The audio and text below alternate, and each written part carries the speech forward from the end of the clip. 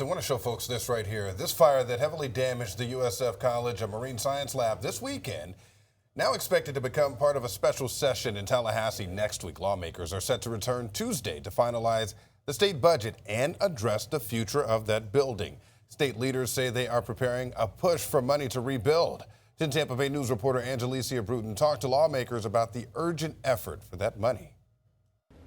Right now, crews are working at the University of South Florida's Marine Science Lab after a fire severely damaged the building over the weekend. Now, I talked to a couple of state officials that were able to get a closer look at some of the damage, and they say they're making preparations now to fully support the university in recovery efforts. The walls are still standing, but the roof and the innards have been destroyed.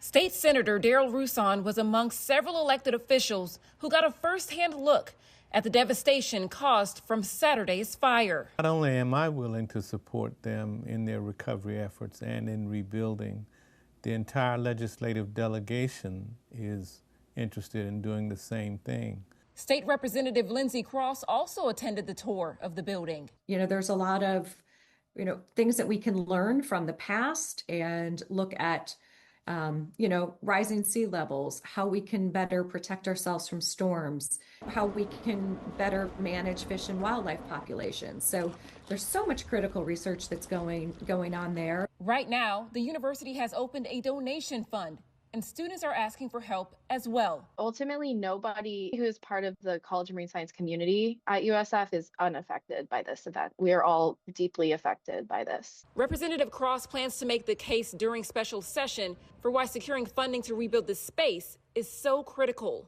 I think right now it's, looking at what we can do next week, maybe money as a placeholder while the university really gets down to the full extent of the damage and what some of the short-term as well as long-term needs are for recovery. Nothing's dead until it's dead in Tallahassee. Then even when it's dead, there are pathways to resurrect.